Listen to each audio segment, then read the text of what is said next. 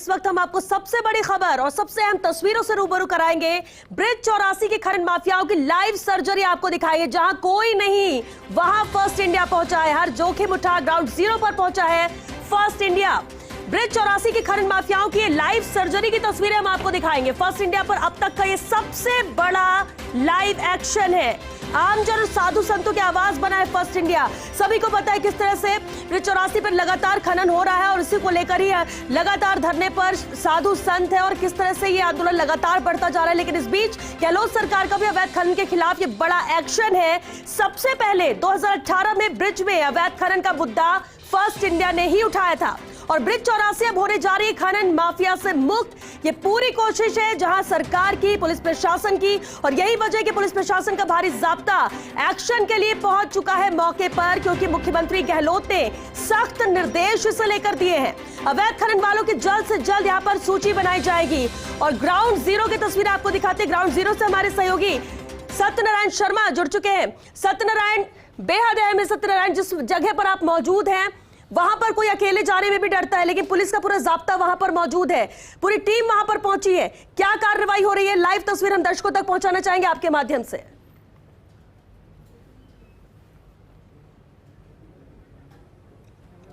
बिल्कुल श्रोता, देखिए शहर से करीबन 10 से 12 किलोमीटर दूर ये पहाड़ी का इलाका है जहाँ पर आने से एक आम आदमी कतराता है, क्योंकि यहाँ पर उन बाहुबलियों का अधिकार रहता है जिनके पास में अधिकांश गुंडे और असामरिक तत्व रहते हैं और वो इस प्रकार से यहाँ पर पहाड़ों को छीनने का काम करते हैं। जो ब्रज के जो पहाड़ है, जो कृष्ण के अंग माने जाते हैं, उन पर अपना अधिकार जमाए रखते हैं। ये देखिए आप जिस प्रकार से यहाँ पर पुलिस आई, उससे पहले ही जो बदमाश थे वो यहाँ से भाग छूटे। ये देखिए पहाड़, इन्होंने कितना पहाड़ काट दिया। हालांकि पता नहीं कि ये खान वैध है या अवैध है, लेकिन जैसे ही सूचना लगी कि पुलिस रवाना हो चुकी है, पुलिस एक्शन में आ चुकी है, उसके बाद में तमाम जो यहाँ पर काम करने वाले लोग थे, यहाँ पे जो नुमाइंदे थे, वो तमाम यहाँ से फरार हो गए। लेकिन शायद पुलिस को भी यहाँ आने में काफ़ी हद तक एक डर की भावना रहती है और शायद इसीलिए हथियारधारी जवान हैं उनको साथ लाया गया, जिससे किसी प्रकार हमला इनके ऊपर ना हो सके। खुद एडिशनल एसपी रघुवीर सिंह के नेतृत्व में यहाँ पर टीमें आई हुई है, क्यूआरटी को टीम यहाँ पर लाया गया है। लेकिन यहाँ आने के बावजूद सबसे पहले जो यहाँ पर जो कंटेनर गुजरते हैं पहाड़ों से पत्थर तोड़ने के बाद में, उनको उस रास्ते को बंद किया गया और करीबन 10 किलोमीटर का कच्चा पक्का रास्ता, करीबन 2 घंटे की दूरी वो तय करने के बाद हम यहाँ पहुंचे। देखिए पूरा पहाड़, अंदर से पूरा पहाड़ इन्होंने साफ कर दिया श्वेता। किसी को पता भी नहीं पड़ता कि आखिरकार यहाँ पर क्या हो रहा है। अंदर ही अंदर, इस पहाड़ के अंदर, अंदर ही अंदर इन्होंने ऐसा एक जाल बुना है, पूरा पहाड़ इन्होंने छील के रखा है। बाहर का आदमी कोई देख भी नहीं पा रहा कि यहाँ पर क्या चल रहा है और अंदर ही अंदर पूरे पहाड़ को इन्होंने खत्म कर दिया है। और साधु संतों की जो मांग थी, बिल्कुल सही मांग थी कि लगातार ये अवैध खनन वाले इन पहाड़ियों को छीनने का काम कर रहे हैं, धरोहर है उसको खत्म कर रहे हैं। ये देखिए, हम दिखाना चाहेंगे दर्शकों के, पूरा पहाड़ था लेकिन पूरे पहाड़ को इन्होंने खत्म कर दिया है या फिर इसको खत्म करने के कगार पर ले आई है। हालांकि जब पुलिस के जवान यहाँ पहुंचे तो तमाम काम करने वाले लोग थे वो यहाँ से फरार हो गए। क्यूआरटी के जवान यहाँ पर आए, हथियारबंद जवान यहाँ पर आए, उसके बाद में जो यहाँ काम लोग थे वो यहाँ से फरार हो गए। लेकिन अब बताया जा रहा है कि इन खानों की सूची बनाई जा रही है, कौन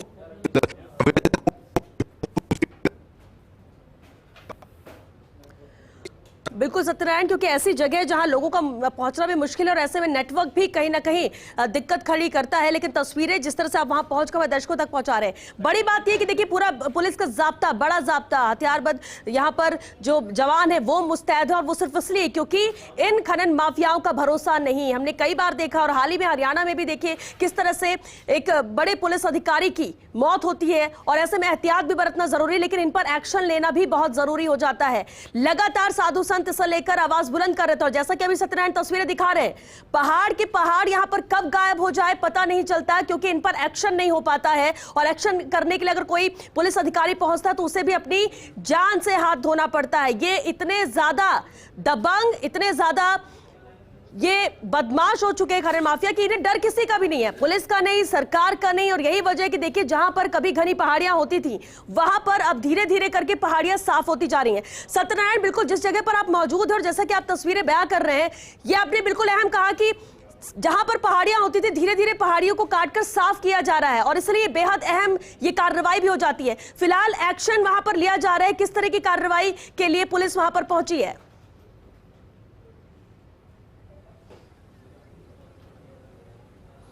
बिल्कुल श्वेता, पुलिस के जो अधिकारी पहुंच चुके हैं, खुद एडिशनल एसपी रघुवीर सिंह हमारे साथ हैं। सर, क्या कुछ एक्शन आपकी तरफ लिए जा रहा है? कल से जब से माननीय मुख्यमंत्री महोदय ने घोषणा की है कि कनकांचल और इन पर्वतों में चाहे वैध हो अवैध हो माइनिंग एक बार साधु संतों के जो हुए समझौते के अनुसार बंद रहेगी, तत्पश्चात पुलिस और माइनिंग विभाग हरकत में आया और हमारे आने से पहले ही जब उनको पता चला कि पुलिस और माइनिंग विभाग इसमें कार्रवाई कर सकते हैं तो ये अपनी जो साजो सामान है वो छोड़ करके यहाँ से चले गए। कल से ये माइनिंग का कार्यक्रम बंद है। आप बीती रात 2 बजे से लगातार इलाके में सर्वे कर रहे हैं, कितनी खानों को आपने चेक कर चुके अभी तक? हमारे 46 जो खनन पट्टे जारी हुए थे वो हमने ये देखा कि इन पट्टे ये सारे बंद हुए नहीं, वो 46 के 46 बंद हो चुके हैं, उन सारों को हमने चेक कर लिया। दूसरी नांगल जोन और जो पहाड़ी इलाके में था उसमें काफ़ी जो अब भी खाने जो इस ब्रज क्षेत्र में नहीं आ रही उनमें भी गया तो उनमें भी सब जगह ये बंद है कार्यक्रम।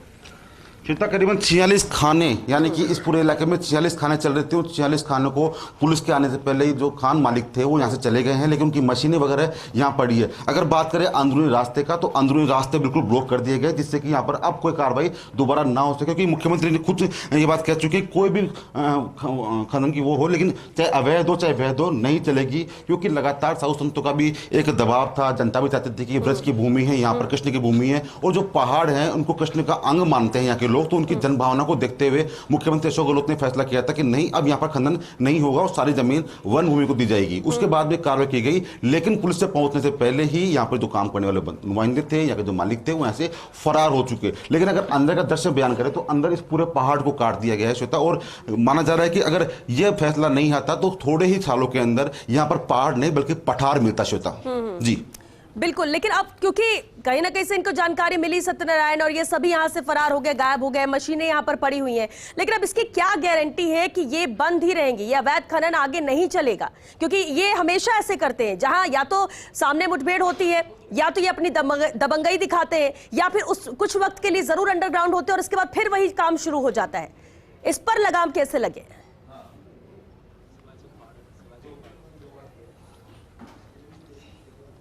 बिल्कुल श्वेता, हमने बात की इनसे, तो उन्होंने साफ कहा कि दोबारा इस प्रकार के खनन यहाँ पर नहीं हो आदेशों के बाद में। इसलिए सबसे पहले उन्होंने जो यहाँ पर आने का रास्ता था वो रास्ता बंद करवाया। सर, दोबारा यहाँ पर खनन चालू नहीं हो इसके लिए क्या कुछ आगे कार्रवाई की जाएगी? जेसीबी से रास्ता बंद करा दिए गए और स्वयं एग्जीक्यूटिव मजिस्ट्रेट तहसीलदार साहब भी हमारे मौजूद हैं, पुलिस का जाब्ता मौजूद है और गार्ड भी लगा रखे हैं। दोबारा ऐसा नहीं हो भविष्य के अंदर, क्योंकि पुलिस आई है, पुलिस चल जाएगी वापिस, काफी दूरी का रास्ता है, काफी दुखद रास्ता है। दोबारा ऐसी घटना नहीं हो, दोबारा खनन नहीं हो, इसके लिए हमने पुलिस बल तैनात किया। इसके साथ साथ रेवेन्यू के अधिकारी भी यहाँ मौजूद हैं, तहसीलदार जी स्वयं हैं, उनकी पटवारी और जो रेवेन्यू इंस्पेक्टर वो भी यहाँ मौजूद है और उनके माध्यम से और कुछ हम जो ये सिविल सोसाइटी के लोग हैं उनको भी हम साथ रख रहे हैं हम, ताकि इससे सूचना तुरंत मिल सके। श्वेता, वो कहते हैं कि जब पुलिस इलाज करती है तो पुख्ता इलाज करती है और शायद यही अब देखने को होगा कि दोबारा इस इलाके के अंदर खनन शुरू ना हो, इसके लिए पूरा जाब्ता किया गया है। यहाँ पर जवान तैनात रहेंगे, जो रेवेन्यू अधिकारी वो मौजूद है, तहसीलदार खुद मौजूद है। तो एक नपाइश जो होने के बाद में पूरा जो यहाँ का इलाका है उनका संग्रहण किया जाएगा, उनकी सूची बनाई जाएगी, कहाँ कहाँ मशीनें थी, कहाँ कहाँ ये लोग काम कर रहे थे और अब कहाँ कहाँ इनको कार्रवाई करनी है। इसकी पूरी सूची ऊपर आईजी के पास जाएगी और आईजी खुद इसकी मॉनिटरिंग करेगी। अलवर जो लगता हुआ इलाका है और जो ये पूरा इलाका है जहां ब्रज क्षेत्र मानते हैं जिसको, जो दोबारा खनन यहां पर शुरू ना हो इसके लिए आगे क्या योजना बनाई जाए वो योजना बनाई जाएगी। लेकिन सबसे बड़ी बात है कि यहां पर आने के लिए एक आम आदमी कतराता है। आम आदमी की बात तो बहुत दूर की बात है, एक अधिकारी भी यहां नहीं कतराता, क्योंकि यहाँ पे लोग जो काम करते हैं उनके पास हथियार होते हैं। कई बार राजस्थान में ऐसी घटनाएं होती है कि कहीं खनन जाते हैं तो वहां पर उन पर हमला होता है, लेकिन इसके जब यहाँ पर आए तो हथियारबंद जवान यहाँ पर लाने पड़े और यही कारण है कि यहाँ से पहले जो यहाँ काम करने वाले अधिकारी और कर्मचारी थे वो यहाँ से फरार हो गए। फिलहाल देखना यह होगा कि यह स्थिति अब ऐसी दोबारा न बने, आदेशों के बाद में खनन शुरू न हो, इसके लिए पुलिस पूर्णतः जाब्ता यहाँ पर तैनात रखी। श्वेता, बिल्कुल, और यही बड़ी चुनौती सत्यनारायण होगी पुलिस के लिए भी, क्योंकि ये जो खनन माफिया है जिस तरह से सक्रिय है और फल फूल रहे हैं, आसान नहीं लगता है कि ये चुपचाप बैठ जाएंगे और दोबारा खनन यहाँ पर नहीं होगा, और यही बड़ी चुनौती पुलिस के लिए जरूर यहाँ पर है। और वैसे भी जाब्ता लेकर जाना ही ज्यादा मुफीद भी रहता है, क्योंकि हमने देखा कि हरियाणा में डीएसपी जब वो अकेले कार्रवाई करने पहुंच गए थे तो किस तरह से उनके ऊपर फायरिंग हुई और उनको अपनी जान से हाथ धोना पड़ा। लेकिन अहम यह भी है कि जो सबसे बड़ा लाइव एक्शन है वो हमने आपको तस्वीरें दिखाई, लेकिन उससे पहले ही ये सभी खनन माफिया जो वहां काम करने वाले लोग थे वो फरार हो गए। हमारे साथ ब्यूरो चीफ निर्मल तिवारी भी जुड़ चुके हैं। बेहद अहम है निर्मल जी, क्योंकि खनन को लेकर लगातार आप बेहद अहम खबरें और दिखाते रहे जहां जहां कार्रवाई की जाती है या फिर खनन माफिया जहां पर सक्रिय है। लेकिन अगर हम ब्रिज 84 की बात करें तो ये कितना अहम कार्रवाई इसे माना जाएगा, और आप क्या मानते हैं कि कितनी बड़ी चुनौती पुलिस के लिए रहेगी कि दोबारा यहां पर अवैध खनन शुरू नहीं किया जा सके?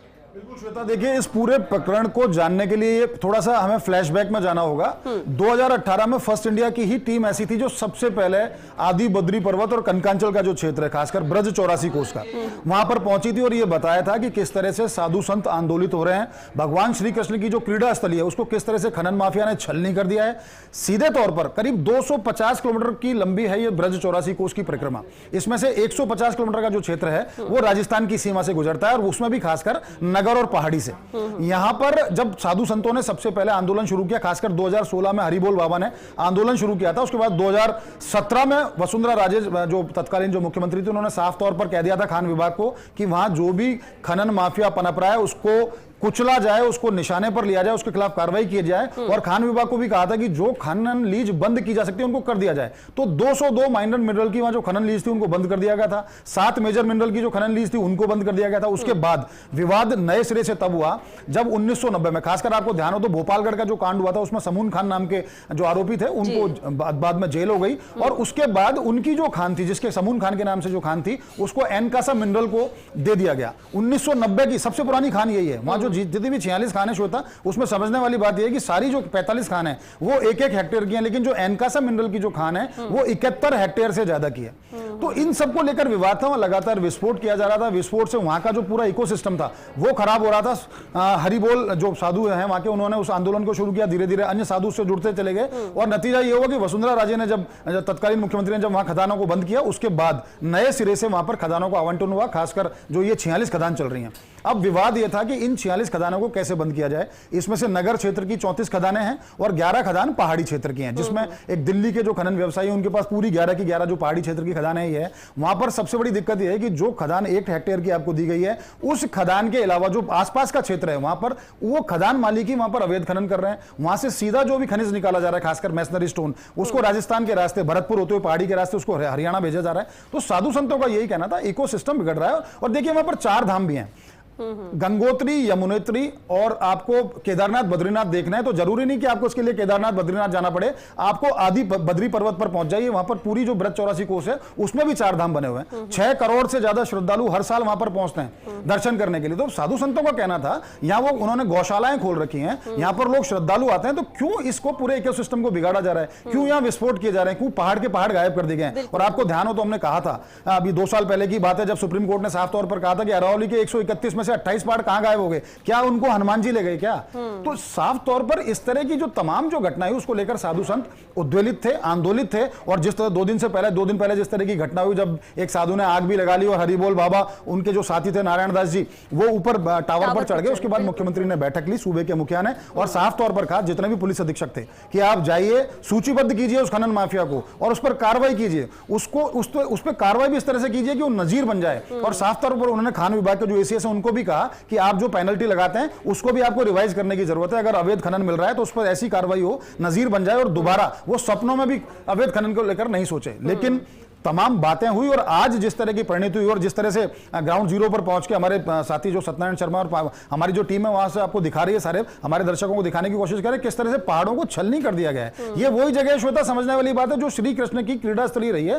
लाखों करोड़ों श्रद्धालु सिर्फ भारत के नहीं भारत के बाहर भी जो श्री कृष्ण के अनुयायी हैं वो सबसे टीस पहुंची उन लोगों को। वो सब चाहते हैं कि इस पर खनन माफिया के ऊपर कार्रवाई हो। और आज जिस तरह से वहां पुलिस दल पहुंचा और लगातार ताबड़तोड़ कार्रवाई हुई, खनन माफिया वहां से भाग खड़ा हुआ है। लेकिन इसमें एक बात ध्यान रखने वाली यह भी है, जिस तरह से आज कार्रवाई को अमल में लाया गया है वहां पर एक ऐसी व्यवस्था की जाए, एक टुकड़ी को कुछ दिन छोड़ा जाए कि खनन माफिया वापस वहां पर नहीं पनपे, क्योंकि ऐसी जगह है वहां सामान्य तौर पर इंसान नहीं पहुंचता, लोगों को नहीं पता पड़ता कि वहां किस तरह की कार्रवाई हो रही है। सिर्फ साधु संत वहां रहते हैं या कभी कभी प्रशासन की टीम पहुंचती है तो उनको पता है सारी चीजों का। तो कोशिश ये की जानी चाहिए कि एक चाक चौबंद व्यवस्था की जाए, वहां पर ऐसी खाइयां बनाई दी जाए, जो खनन माफिया ने रास्ते उन रास्तों को बंद किया जाए ताकि इस खनन की पुनरावृत्ति ना हो। लेकिन निर्मल जी इसी पर एक सवाल जरूर उठता है। बिल्कुल ठीक है, बड़ा एक्शन लिया जा रहा है। मुख्य जिस तरह से 2-3 दिन पहले के ही जिस तरह से साधु संत सक्रिय थे, एक्शन वहां पर लिया जा रहा था, धरना उनका जारी था। इसके बाद यहां पर एक्शन में नजर आ रही है सरकार, साफ तौर पर मुख्यमंत्री ने भी आदेश दिया और उसके बाद एक बड़ा पुलिस जाब्ता यहां पर मौजूद है।